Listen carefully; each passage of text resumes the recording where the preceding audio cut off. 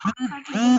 और सर हम लोगों का जो पेपर है ये हम थ्योरी के बाद होंगे, लैब के पेपर हमारे? आप लोगों के लैब के फाइनल थ्योरी के बाद आप लोगों के लैब के फाइनल आने। ठीक है। ठीक है, आज आप लोगों का लास्ट एक्सपेरिमेंट है। इसमें है कि आप लोगों का एक्सपेरिमेंट नंबर 11 है और इसमें आप लोगों ने ये करना है कि आप लोगों को अगर डिफरेंट कंपाउंड का मिक्सचर मिल जाता है, मिक्सचर तो आप लोगों को पता है इसमें प्योर कंपाउंड नहीं होता, उसमें दो या दो से ज़्यादा कंपाउंड को मिक्सअप किया होता है, उसको हम मिक्सचर कहते हैं। तो उस मिक्सचर को आप लोगों ने सेपरेट आउट करना है, यानी कि अगर दो कंपाउंड को मिक्सअप किया हुआ है तो उस कंडीशन में आप लोगों ने पहले दोनों कंपाउंड को सेपरेट आउट करना है। उसके बाद बेसिक टेक्निक जिसको आप लोग यूज़ करते हो, जिसके ज़रिए कंपाउंड की आइडेंटिफिकेशन करते हो, उसको फॉलो करके फिर आप लोगों ने कंपाउंड को बताना है कि आप लोगों का जो मिक्सचर है उसमें कौन कौन सा कंपाउंड मिक्सअप हुआ है। अब मिक्सचर जिस वक्त आप लोगों को मिलता है तो उस कंडीशन में आप लोग उस मिक्सचर को डिफरेंट टेक्निक के जरिए सेपरेट आउट करते हो। इसमें सबसे पहली टेक्निक जो है वो क्रोमेटोग्राफी है, जिसमें आप लोगों के पास एक टेस्ट स्ट्रिप होती है, उसके साथ आप लोगों ने सॉल्वेंट के जरिए बेस लाइन ड्रा करके डिफरेंट जो आप लोगों के पास मिक्सचर है उसका स्पॉट लगाते हो। स्पॉट लगाने के बाद आप लोग सॉल्वेंट के जरिए कंपाउंड के राइज जो है वो करवाते हो टेस्ट स्ट्रिप पर या पेपर क्रोमेटोग्राम पर।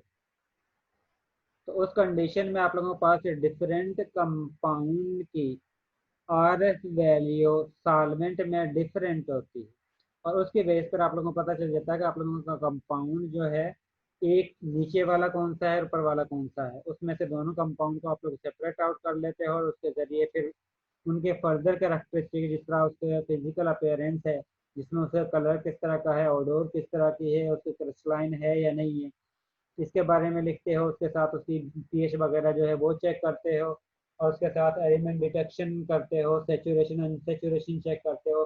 उसके बाद फंक्शनल ग्रुप के जो है उसकी आइडेंटिफिकेशन करते हो। इसके बाद दूसरी टेक्निक है डिस्टिलेशन। डिस्टिलेशन डिपेंड करता है कि अगर आप लोगों के पास दो लिक्विड हैं, दो कंपाउंड जो लिक्विड फॉर्म में है उनको आप लोगों ने मिक्सअप किया हुआ है, उसके बाद दोनों का बॉइलिंग पॉइंट जो है वो डिफरेंट है, एक का कम होगा एक का ज़्यादा होगा। तो आप लोगों ने उसको हीट करना होता है उस टेम्परेचर पर जिस टेम्परेचर पर पहला कंपाउंड वेपर फॉर्म में कन्वर्ट हो जाए और दूसरा कंपाउंड उस टेम्परेचर पर वेपर फॉर्म में कन्वर्ट नहीं होता है। इस टेक्निक के जरिए आप लोग एक कंपाउंड को दूसरे कंपाउंड से सेपरेट आउट कर लेते हो। तीसरा मेथड है इवेपरेशन। इवेपरेशन बिल्कुल सेम इसी तरह है जिस तरह आप लोगों ने डिस्टिलेशन करते हो। इसमें जस्ट आप लोगों के पास एक कंपाउंड सॉलिड फॉर्म में है, दूसरा जो है वो लिक्विड फॉर्म में है। तो उस कंडीशन में आप लोग उसको जस्ट हीट करते हो। हीट करने के बाद जो वेपर लिक्विड फॉर्म में है वो वेपर फॉर्म में कन्वर्ट हो जाता है, सॉलिड फॉर्म का मटेरियल बाकी बच जाता है। या इस तरह भी करते हो तो उस कंडीशन में जिस तरह आप लोग साल्ट को वाटर में डिजॉल्व करते हो, डिजॉल्व करने के बाद वाटर को इवेपोरेट करवा देते हो, बाकी आप लोगों के पास सॉलिड मटेरियल, आप लोगों के पास सोडियम क्लोराइड जो है वो हासिल हो जाता है। इस तरह के प्रोसेस को हम कहते हैं इवेपोरेशन। और डिस्टिलेशन में आप लोगों के पास दोनों कंपोनेंट जो हैं वो लिक्विड फॉर्म में होते हैं, लेकिन इवेपोरेशन में एक जो है वो लिक्विड फॉर्म का होगा और दूसरा कंपोनेंट जो है वो सॉलिड फॉर्म में आप लोगों के पास हासिल होगा। इसके बाद फोर्थ टेक्निक है fractional distillation. Fractional distillation same इसी तरह है जिस तरह आप लोग डिस्टिलेशन करते हो। डिफरेंट बॉइलिंग पॉइंट की बेस पर डिफरेंट कंपाउंड को हीट करके एक को लिक्विड फॉर्म में कन्वर्ट करते हो और दूसरा जो है उसका बॉइलिंग पॉइंट ना है तो उस कंडीशन में आप लोग उसको सेपरेट आउट कर लेते हो। लास्ट में है फिल्ट्रेशन। फिल्ट्रेशन होता है कि जिस वक्त आप लोगों ने दो कंपाउंड को मिक्सअप किया हुआ है, मिक्सअप करने के बाद एक कंपाउंड जो है सॉलिड फॉर्म में हासिल होगा, दूसरा जो है वो लिक्विड फॉर्म में हासिल होगा। उसके बाद आप लोग फिल्टर पेपर की मदद से सॉलिड मटेरियल को सेपरेट आउट कर लेते हैं और लिक्विड मटेरियल को दूसरी साइड पर अलहदा कर लेते हैं। ये 5 टेक्निक हैं जिनके जरिए आप लोग कंपाउंड को सेपरेट आउट करते हो और उसके बाद आप लोग उसको आइडेंटिफाई करते हो आप लोगों के पास कंपाउंड कौन सा है। बेसिक प्रोसीजर यही है कि जिस वक्त आप लोग कोई भी कंपाउंड आप लोगों के पास मिक्सचर फॉर्म में हासिल होता है तो उस कंडीशन में सबसे पहला काम आप लोगों ने ये चेक करना होता है कि कोई ऐसा सॉल्वेंट सिलेक्ट करो जिसके जरिए एक कंपोनेंट सोल्यूबल हो जाए और दूसरा कंपोनेंट उस सॉल्वेंट में डिजॉल्व ना हो। तो उसके जरिए आप लोग मिक्सचर को जिस वक्त तो उसमें डिजॉल्व करोगे तो एक कंपाउंड सोल्यूबल हो जाएगा, दूसरा नहीं होगा। तो जो उसके बाद आप लोग उसको फिल्टर आउट कर लेते हो। फिल्टर पेपर पर आप लोगों के पास वो कंपाउंड हासिल होगा जो सॉल्वेंट में सोल्यूबल नहीं होगा और दूसरा कंपाउंड जो है वो सॉल्वेंट के जरिए फिल्टर पेपर में से गुजर जाता है। उसके बाद जो आप लोगों के पास फिल्ट्रेट में हासिल होता है कंपाउंड सॉल्वेंट के साथ, उसमें से आप लोगों ने फिल्ट्रेट को इवेपोरेट करना होता है हीटिंग के जरिए और आप लोगों के पास जो दूसरा कंपाउंड है वो सॉलिड फॉर्म में हासिल हो जाता है। एक आप लोगों के पास फिल्टर पेपर में हासिल हो गया, दूसरा आप लोगों के पास बीकर में जो सॉल्वेंट के साथ कंपाउंड आया था उसको जिस वक्त आप लोगों ने सॉल्वेंट के इवेपोरेट किया है उस कंडीशन में आप लोगों के पास दूसरा कंपाउंड हासिल हो गया। इस टेक्निक को जो आप लोग इसके जरिए सेपरेट आउट करते हो इसको हम कहते हैं फिजिकल टेक्निक या फिजिकल मेथड, जिसके जरिए आप लोग डिफरेंट कंपाउंड के मिक्सचर में से डिफरेंट कंपाउंड को अलग-अलग हासिल करते हो। उसके बाद दूसरी टेक्निक है केमिकल, जिसके जरिए आप लोग कंपाउंड की आइडेंटिफिकेशन करते हो और उसमें सबसे पहली टेक्निक जो है वो प्रिलिमिनरी टेस्ट है जिसमें आप लोग उसके फिजिकल जो अपीयरेंस है वो चेक करते हो, उसका कलर चेक करते हो, उसकी स्मेल चेक करते हो, उसके साथ फ्लेम उसका चेक करते हो। और आप लोगों को पता है कि अगर उसका फ्लेम जो है स्मोकी हो या नॉन स्मोकी हो तो उस कंडीशन में आप लोगों का पास आइडेंटिफिकेशन किस नेचर की होती है। उसके बाद दूसरा टेस्ट आप लोगों ये इंडिविजुअल कंपाउंड के लिए अलग-अलग आप लोगों ने करनी होती है। इसके बाद दूसरे कंपाउंड के लिए दोनों कंपाउंड के लिए आप लोगों ने सोल्यूबिलिटी चेक टेस्ट जो है वो करना होता है कि आप लोगों के पास कंपाउंड जो है वो कोल्ड वाटर में सोल्यूबल है या नहीं है, हार्ड वाटर में सोल्यूबल है या नहीं है, और नॉन पोलर सॉल्वेंट में सोल्यूबल है या नहीं है, बेसिक में सोल्यूबल है या एसिडिक में सोल्यूबल है। अगर वो वाटर में सोल्यूबल है इसका मतलब है एरोमेटिक है, सॉरी, अगर वो वाटर में रूम टेम्परेचर पर सोल्यूबल है इसका मतलब है वो एलिफेटिक है, और अगर वो वाटर में रूम टेम्परेचर पर सोल्यूबल नहीं है तो इसका मतलब है वो एरोमेटिक इन नेचर। इसके बाद अगर वो बेसिक सोल्यूशन में सोल्यूबल है इसका मतलब है वो एसिडिक है, और अगर वो एसिडिक मीडियम में सोल्यूशन है इसका मतलब है वो बेसिक है, और अगर वो ना ही एसिडिक मीडियम में सोल्यूशन है ना ही बेसिक मीडियम में सोल्यूशन सोल्यूबल है तो इसका मतलब है वो न्यूट्रल स्पीशी है आप लोगों के पास। एलिमेंट, उसके बाद आप लोग एलिमेंट डिटेक्शन करते हो जिसके जरिए आप लोगों को ये पता चल जाता है कि आप लोगों को कंपाउंड में नाइट्रोजन मौजूद है या एब्सेंट है, हेलोजन प्रेजेंट है या एब्सेंट है, या सल्फर कंपाउंड सल्फर एटम मौजूद है या एब्सेंट है। अगर नाइट्रोजन प्रेजेंट है तो इसका मतलब है कि आप लोगों को कंपाउंड में या तो अजो ग्रुप होगा या अमाइन ग्रुप मौजूद होगा।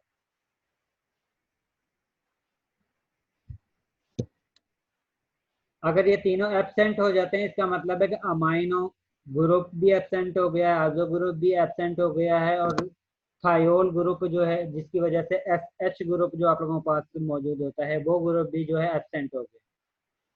बाकी आप लोगों ने उसके नेक्स्ट जो टेस्ट करना होता है वो सेचुरेशन अनसेचुरेशन के टेस्ट के लिए आप लोगों को KMnO4 का सोल्यूशन यूज करते हो और इसके साथ ब्रोमीन वाटर का सोल्यूशन चेक करते हो, जिसके जरिए अगर कलर चेंज हो, कलर जो है डिसअपियर हो जाता है वो इंडिकेट होगा कि आप लोग कंपाउंड जो है वो अनसेचुरेटेड है, और अगर कलर चेंज नहीं होता, कलर डिसअपियर नहीं होता तो इसका मतलब है कि आप लोगों का कंपाउंड जो है वो सेचुरेटेड है।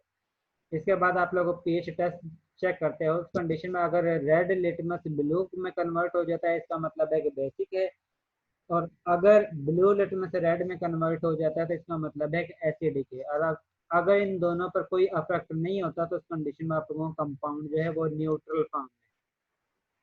इसके बाद आप लोगों को अगर आप लोगों के पास कंपाउंड एसिडिक इन नेचर है तो उस कंडीशन में आप लोगों ने सोडियम बाइकार्बोनेट के साथ टेस्ट करना है। अगर कंपाउंड का बबल्स अपीयर होते हैं तो इसका मतलब है कि कार्बोक्सिलिक ग्रुप मौजूद है, अगर बबल्स अपीयर नहीं होते तो उस कंडीशन में फिनोलिक ग्रुप मौजूद है। इसके साथ अगर आप लोग कंपाउंड का रिएक्शन फेरिक क्लोराइड के साथ करते हो तो उस कंडीशन में आप लोगों के पास ग्रीन येलो कलर आता है, तो इसका मतलब है कि आप लोगों के पास कंपाउंड जो है वो फिनोलिक इन नेचर है। इसके साथ अगर आप लोग कंपाउंड में कंसनट्रेटेड सल्फ्यूरिक एसिड ऐड करते हैं और उसके बाद क्लोरोफॉर्म ऐड करते हैं, तो उस कंडीशन में अगर आप लोगों के पास कोई कलर अपीयर होता है तो इसका मतलब है कि आप लोगों के पास हाइड्रोकार्बन है, और हाइड्रोकार्बन मोस्टली जो है वो न्यूट्रल फॉर्म में मौजूद होगा। अगर आप लोगों के पास पहले वाले टेस्ट ये एब्सेंट होते तो उस कंडीशन में आप लोगों ने थर्ड टेस्ट जो है वो चेक कर, और लास्ट में आप लोगों ने कंपाउंड का मेल्टिंग पॉइंट चेक करना है, और उसके बाद चेक करना है कि उसका मेल्टिंग पॉइंट किस कंपाउंड से इक्वल आया है। उससे आप लोगों को पता चल जाएगा आप लोगों का कंपाउंड एक्चुअल में क्या है। इसके बाद मैं आप लोगों को वीडियो दिखा रहा हूँ जिसमें डिफरेंट टेक्निक जो है वो यूज की हुई है, फिजिकल टेक्निक, जिसके जरिए आप लोग कंपाउंड को सेपरेट आउट करते हैं। इसमें सबसे पहला जो है वो फिल्ट्रेशन के टेक्निक है, जिसमें आप लोग दो कंपाउंड आप लोग लेते हो, उसमें से आप लोगों का मिक्सचर जो है उसको एक सॉल्वेंट में डिजॉल्व करते हो। डिजॉल्व करने के बाद उसमें से एक कंपाउंड जो है वो सोल्यूबल हो जाता है, दूसरा कंपाउंड आप लोगों के पास सॉलिड फॉर्म में हासिल हो जाता है। जिस तरह ये क्या हुआ है,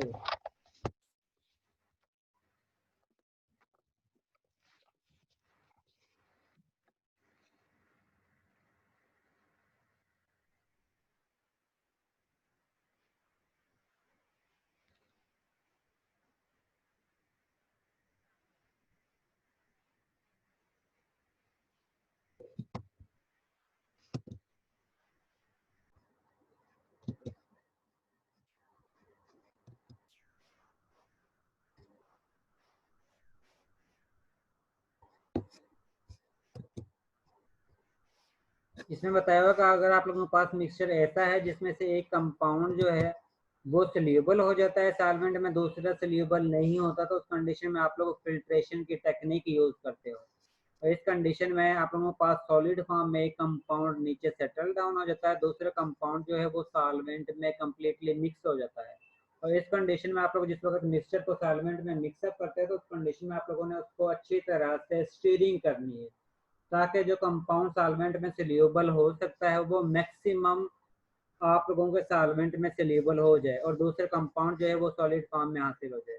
इसके बाद आप लोगों ने इसको फिल्टर करना है। फिल्टर करने के बाद आप लोगों के पास एक कंपाउंड जो है वो फिल्टर पेपर पर हासिल हो जाएगा, और दूसरा कंपाउंड जो है वो आप लोगों के पास सॉल्वेंट के जरिए बीकर में हासिल हो जाएगा, और उसमें से आप लोगों ने उसको हीट करना है। हीट करने के बाद दूसरा कंपोनेंट जो है आप लोगों को सॉलिड फॉर्म में हासिल हो जाएगा। एक टेक्निक ये है कि जिसके जरिए आप लोगों ने एक फिल्टर किया है। फिल्टर करने के बाद एक आप लोगों के पास सॉलिड फॉर्म में फिल्टर पेपर पर हासिल है, जो है कार्बन के जरिए आप राइज करवाते हो। राइज करवाने के बाद डिफरेंट कंपाउंड की आर वैल्यू डिफरेंट आप लोग कंपाउंड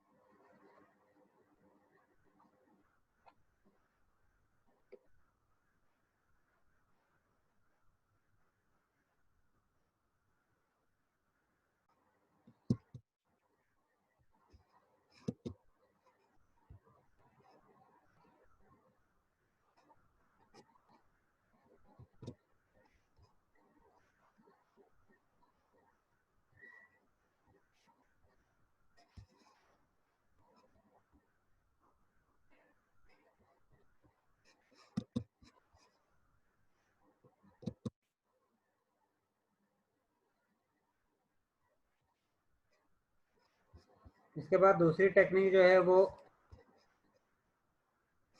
कॉलम क्रोमेटोग्राफी या पेपर क्रोमेटोग्राफी है, जिसके ज़रिए आप लोग मिक्सचर का स्पॉट लगाते हो बेस लाइन पर। जिस तरह ये आप लोगों के पास स्ट्रिप है, इसके साथ आप लोगों ने ये बेस लाइन लगाई हुई है और इस बेस लाइन पर आप लोग मिक्सचर का स्पॉट लगाते हो। स्पॉट लगाने के बाद आप लोग सॉल्वेंट का इसमें राइज करवाते हो। जिस वक्त आप लोग सॉल्वेंट का राइज करवाते हो उस कंडीशन में आप लोगों के पास,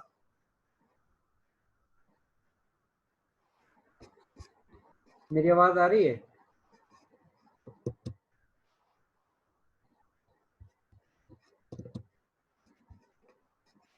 जिस वक्त आप लोग सॉल्वेंट को राइज करवाते हैं तो उस कंडीशन में डिफरेंट कलर के कंपाउंड, क्योंकि हर कंपाउंड का कलर जो है वो डिफरेंट होता है और उनकी आरएफ वैल्यू यानी कि सॉल्वेंट के साथ राइज होने की जो एबिलिटी है वो भी डिफरेंट होती है। और उसके ज़रिए आप लोगों के पास डिफरेंट कंपाउंड डिफरेंट पोजीशन पर हासिल हो जाते हैं और उसकी बेस पर आप लोग उनको सेपरेट आउट कर लेते हो। और इस टेक्निक को हम कहते हैं पेपर क्रोमेटोग्राफी। और इसके ज़रिए आप लोग कंपाउंड को हासिल कर लेते हो, यानी कि एक आप लोगों के पास अबव लेवल पर हासिल होगा, दूसरा जो है लोअर लेवल पर हासिल होगा और उसको आप लोग सेपरेट आउट कर लेते हो। जिस तरह यहाँ पर आप लोगों के पास येलो कलर में भी हासिल हो रहा है, रेड कलर में भी हासिल हो रहा है। इसका मतलब है कि येलो कलर वाला जो कंपाउंड है वो और है और रेड कलर वाला कंपाउंड जो है वो कोई और कंपाउंड है। और इस टेक्निक के जरिए भी आप लोग मिक्सचर को सेपरेट